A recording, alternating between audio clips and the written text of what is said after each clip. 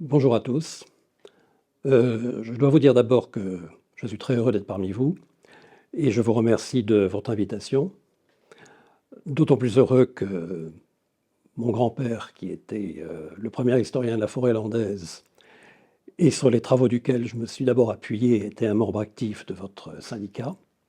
Malheureusement, je ne peux pas être avec vous aujourd'hui, mais du coup, j'ai préparé un texte que je vais vous lire.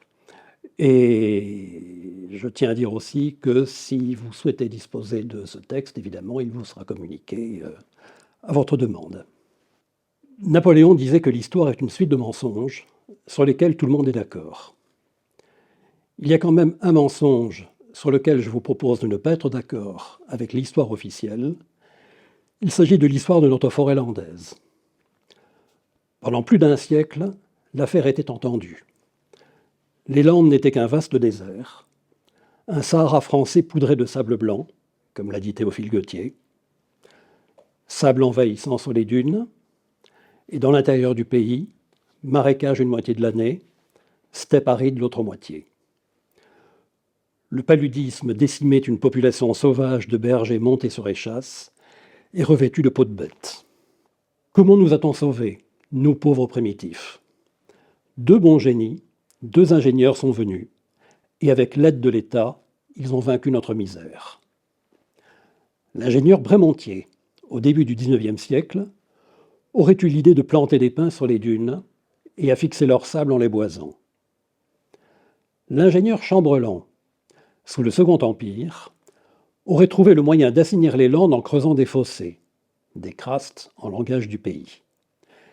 Il aurait convaincu le gouvernement de faire voter une loi, la loi de 1857, qui a obligé les communes à assainir et ensemencer leurs vastes landes communales, auparavant réservées au parcours des troupeaux.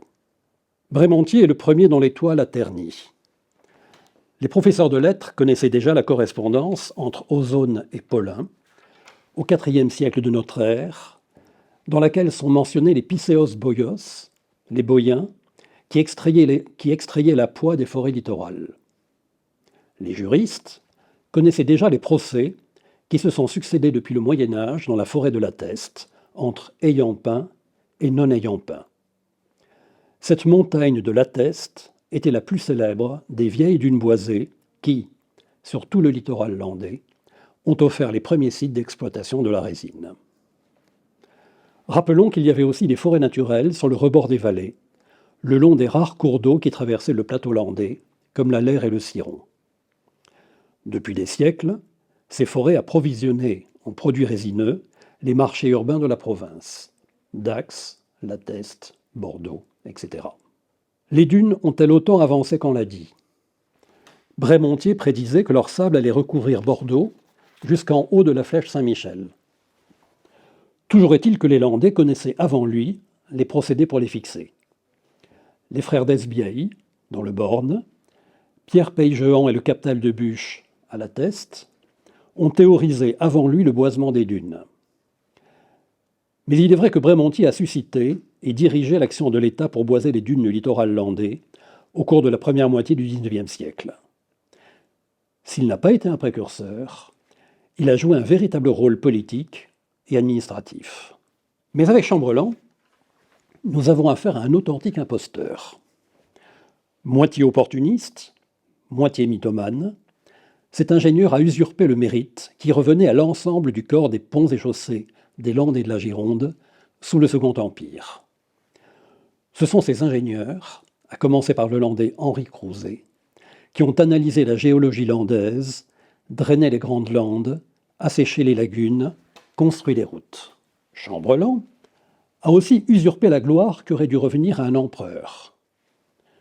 Nous pouvons dire aujourd'hui que ce que l'on a appelé la régénération des Landes est largement le fait des décisions prises par Napoléon III. Le neveu de Bonaparte s'est personnellement impliqué dans la transformation des Landes, au point de constituer lui-même, sur sa cassette personnelle, un domaine modèle qui a été aménagé dans les Landes voisines de Sabre, sous la direction d'Henri Crouzet, le domaine impérial de Solferino. Mais, après la défaite calamiteuse de Sedan et la révolution de septembre 1870, le Second Empire s'est effondré. Comme le bonapartisme constituait encore une menace, pas question pour la Troisième République de rendre hommage au tyran déchu. Son nom même était un tabou pendant plus d'un siècle. La statue de Napoléon III étant tombée de son socle, le socle restait vide pour ce qui est de l'œuvre hollandaise. Il fallait donc lui trouver un remplaçant, un nouveau bienfaiteur des Landes à honorer dans les écoles. Un bon républicain de préférence. Chambrelan s'est généreusement proposé. On lui a confié le soin d'écrire l'histoire de la Nouvelle Forêt lors de l'exposition universelle de 1878, et il l'a écrite, ou plutôt réécrite, à son avantage exclusif. Parmi les nombreux promoteurs de la transformation des Landes sous le Second Empire, il en est un qu'il serait injuste d'oublier, Émile Pereire. Dès le début des années 1850, sa Compagnie du Midi a construit le chemin de fer de Bordeaux à Bayonne. En désenclavant les Grandes Landes, en les ouvrant au commerce, en complétant la voie ferrée par un réseau de routes agricoles, ce chemin de fer a été le véritable instrument de la métamorphose des Landes.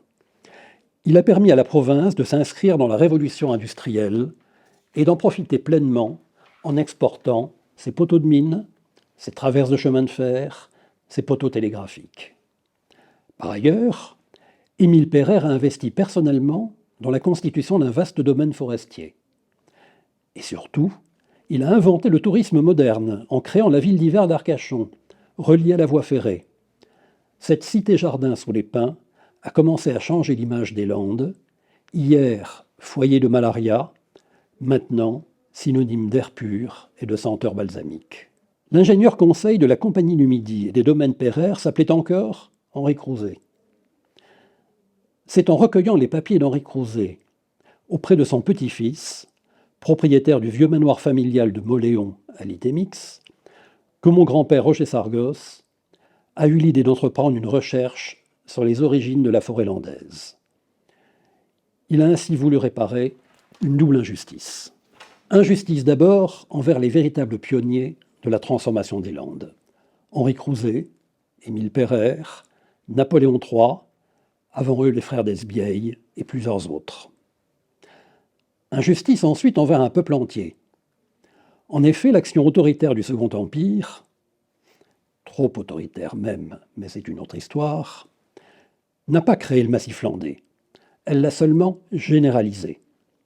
Il faut rappeler que la loi de 1857 ne portait que sur les landes communales, qui ne représentaient pas la majorité du territoire. En réalité, une importante forêt de pins existait avant le Second Empire, représentant au moins le cinquième de la forêt actuelle. Et cette forêt, stimulée par la révolution industrielle, par la consommation en bois ou charbon de bois des forges landaises, des bateaux à vapeur, des villes en plein développement, cette forêt ne cessait de s'étendre au détriment de la lande. De plus, elle ne demandait qu'à s'étendre. J'ai démontré ailleurs que les vrais problèmes des Landes n'étaient pas de savoir comment les drainer et comment les cultiver. Tout le monde le savait dans la région, des fossés et des pins. Non. Les vrais problèmes étaient d'une part de transporter les produits forestiers venant des régions les plus enclavées.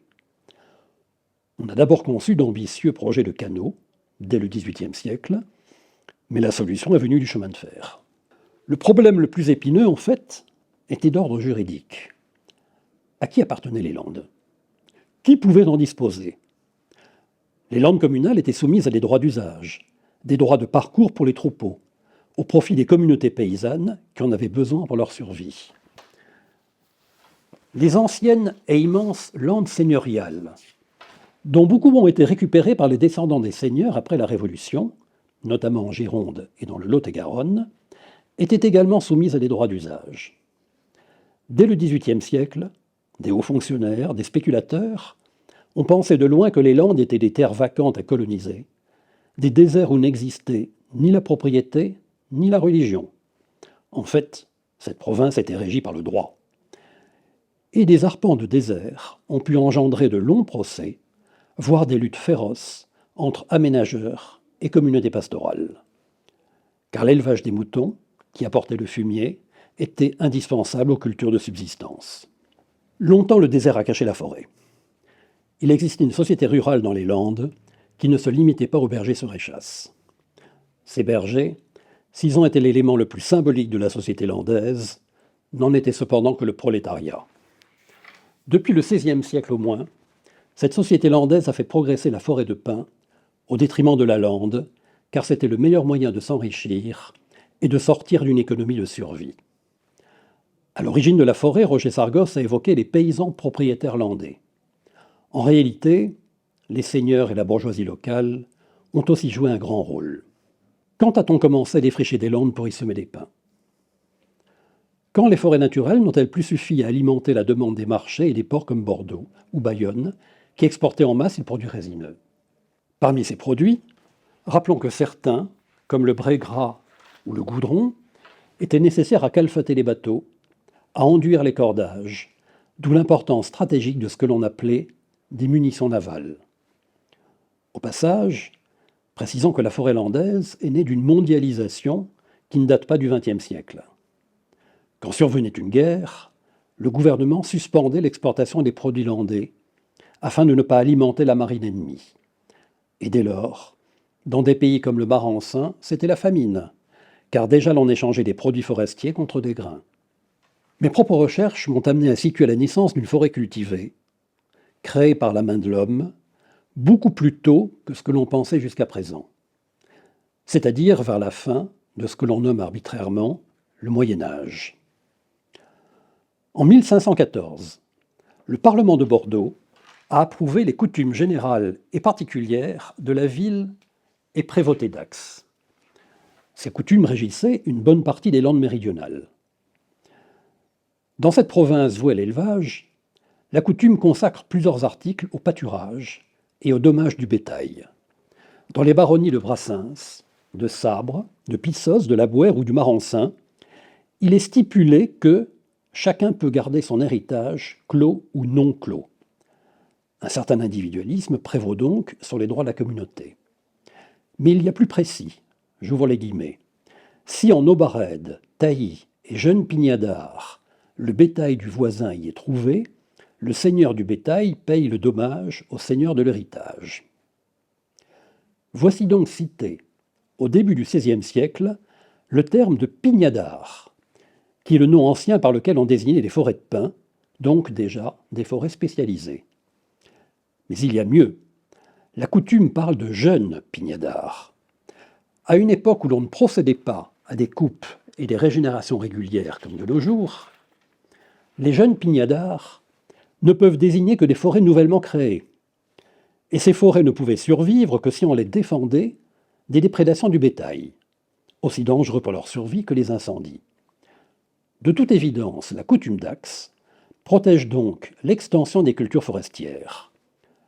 La civiculture vient ainsi de naître dans les Landes. Bien des raisons expliquent que cette civiculture soit apparue dans le sud des Landes, et particulièrement dans le Marensin. Tout d'abord, un régime juridique favorable, qui permettait une appropriation assez libre des landes vacantes. Il y avait une coutume que l'on appelait la perprise. Puis la proximité du port de Bayonne. N'oublions pas que jusqu'à la fin du XVIe siècle, l'embouchure de l'Adour a été vagabonde, et que le fleuve est allé jusqu'à Cap-Breton et Vieux-Boucau, ce qui faisait un canal naturel pour porter les produits forestiers jusqu'à Bayonne. Proche du Marensin, et situé sur l'Adour, Dax a aussi été un actif port fluvial. Enfin, Bayonne commerçait avec l'Espagne, qui était au XVIe siècle la plus grande puissance maritime et coloniale d'Europe. L'Empire espagnol a vraisemblablement été un client décisif pour l'expansion de la forêt en Marensin. Tout cela fait que le Marensin, dès le XVIIIe siècle, a presque achevé sa reconversion forestière. Un événement tragique en témoigne. En 1755, un terrible incendie, parti de Saint-Michel, ravagea toutes les forêts jusqu'à Aunès. Les destructions se montaient à environ 40 000 hectares. L'intendant d'Auch, l'intendant d'Étigny, fut obligé d'intervenir pour soulager la population menacée par la disette et éviter la désertification des paroisses. Sa correspondance nous renseigne sur l'ampleur prise très tôt par la forêt dans le Marensin. La culture forestière a gagné le Bordelais dès le début du XVIIe siècle. Les landes girondines étaient sous l'emprise des seigneurs. Les seigneurs dont les propriétés étaient immenses, et c'est souvent à leur initiative que des pins ont été semés en partenariat avec les tenanciers des seigneuries. Dans la région du Ciron, le sire de Vicose, proche d'Henri IV, voulut implanter des pignadars comme il en avait vu en Marensin. Ces tenanciers se révoltèrent et ils détruisirent les semis qui envahissaient les pâturages. Finalement, un accord intervint, par lequel le seigneur laissa à ses tenanciers le soin d'ensemencer eux-mêmes leurs vacants. Ainsi se développa très tôt le massif du Ciron, où fit fortune la famille de François Mauriac. Parlons aussi de la seigneurie de Belin, qui fut achetée par les Pontac. Ce nom est familier aux amateurs de vin, puisque les Pontac étaient seigneurs de Aubryon. On les considère comme les inventeurs des grands vins du Bordelais. Dès les années 1640, les Pontac baillent à fief, c'est-à-dire concèdent des landes à leurs tenanciers, afin que ceux-ci y sèment de la graine de pin, mais également pour que les tenanciers entretiennent à leurs frais les nouvelles forêts en bon père de famille, et même y créent des pare-feux. Bien sûr, les Pontac récupéreront une partie du produit sans rien avoir dépensé. De par l'action des seigneurs du Bordelais, il y a donc un parallèle au XVIIe siècle entre le développement de la forêt et celui de la vigne. D'autant que les échalas, à l'époque, ne sont pas de l'acacia, mais des pins d'éclaircie, de même que les lattes servant à palisser la vigne. Et il s'en fait un très gros marché à Bordeaux. La révolution viticole du Bordelais, de même que les besoins de la grande ville en toutes sortes de bois, pour le chauffage ou la construction, vont entraîner une précoce révolution sylvicole. Dans le sud, ou les Grandes Landes, le gémage demeurait l'activité dominante. On semait à la volée, on laissait des éclaircies pour les troupeaux, et on ne coupait les arbres que quand ils devenaient trop vieux pour produire de la résine. D'ailleurs, pour beaucoup, le pin était un arbre fruitier, à l'image des orangers ou des oliviers. Or, dans les environs de Bordeaux, c'est une culture orientée vers la production de bois qui va se développer dès le XVIIIe siècle. Pour maximiser les premières éclaircies destinées à la vigne, on sème la graine en ligne dans des sillons parallèles, je dis bien au XVIIIe siècle. Parfois, l'on coupe tout un peuplement avant 30 ans afin de faire des bûches ou des planches. Cette culture sera bientôt théorisée, rationalisée, ses rendements bien calculés dans de véritables manuels de sylviculture qui se multiplient entre la fin du XVIIIe siècle et la première moitié du XIXe. En 1755, le grand agronome parisien Duhamel du Monceau décrit avec précision la sylviculture du pin maritime dans son traité des arbres et arbustes qui se cultivent en France. Il est informé par Jean-Baptiste de Copos, seigneur du Biscarrosse et grand propriétaire. On détient déjà, autour de 1800, les connaissances et les pratiques nécessaires pour drainer des landes humides, puis créer, cultiver, rationaliser des forêts de pins maritimes. Citons encore Duhamel du Monceau en 1755. J'ouvre les guillemets. Les futaies de pin sont bien plus avantageuses aux propriétaires que celles de chêne. Il est surprenant que les propriétaires de grandes plaines de sable, qui ne produisent que de mauvaises bruyères, ne pensent pas à y planter des forêts de jeunes pins, qui n'exigent presque aucune dépense. Un père de famille ne pourrait rien faire de plus avantageux pour sa famille. Il y a mieux. Non seulement la sylviculture landaise a déjà atteint, sous le Premier Empire, un sommet de technique et de rationalité, mais déjà cherche-t-on à la diversifier. Et on se met en quête d'autres solutions que le bon vieux Pinus Pinaster. On voit fleurir alors les sociétés d'agriculture, les sociétés linéennes, les échanges savants, des domaines modèles secrets, où l'on essaie d'implanter d'innombrables essences d'arbres venus du monde entier. Au Haillan, c'est le pépiniériste Toussaint Catros qui mène ses expérimentations dans un domaine de 100 hectares. Au Pian-Médoc, c'est un monsieur Ivois qui aménage à grands frais, sur 300 hectares, le parc de Geneste. Aux arbres les plus exotiques, liquidambar, tulipier, magnolia, il joint 17 variétés de chênes d'Amérique et fait venir des pins d'Écosse, de Corse, de Calabre, de Russie, avec une prédilection pour les pins de Riga. Dans ces jardins d'Éden, créés sur le sable landais, s'épanouit un âge d'or de la sylviculture. Et nous sommes autour de 1800. Mais l'heure tourne et il est temps que je vous dévoile le nom du premier sylviculteur landais identifié, sachant que nos premiers sylviculteurs resteront à jamais anonymes. Dans les années 1530, François Ier voulut aménager les jardins de son château de Fontainebleau dans un goût italien. Ayant eu l'occasion de passer par les Landes, il avait admiré les pins que l'on cultivait au-dessus de Bayonne. Il décida donc de créer un jardin des pins en bordure d'une grotte artificielle décorée par Primatis, que l'on appelle toujours la grotte des pins. Une quittance de 1536 mentionne ainsi qu'une somme a été payée, guillemets, à un nommé Jean de Moléon et 2 autres de ses compagnons laboureurs gascons, sur ce qu'il aurait dû d'être venus du pays de Gascogne et apporter audit Fontainebleau des graines de pin et y se semer audit Fontainebleau. C'est donc des pins landais que Ronsard put célébrer 20 ans plus tard en chantant leur cime de verre peinte. Et c'est des Gascons des Landes qui sont venus porter leurs graines et leur savoir-faire chez le roi lui-même. Jean de Moléon. Le nom ne vous dit rien? Il était le seigneur de la maison noble de Moléon, à Lythe, et le domaine, vendu à la criée en 1655, possédait au moins 200 journaux de pin, soit une 60aine d'hectares. Or, par une extraordinaire coïncidence, c'est devant le château de Moléon, demeure d'Henri Crouzet au XIXe siècle, que Roger Sargos, avec l'aide de votre syndicat, tint à faire édifier en 1957 un monument aux pionniers régénérateurs des Landes à l'occasion du centenaire de la loi de 1857. Jean de Moléon était alors inconnu. Sa redécouverte est pourtant la plus belle preuve que la forêt landaise est bien la création des Landais eux-mêmes. Elle est l'œuvre collective d'un peuple et plonge ses racines dans la nuit des siècles. Je vous remercie.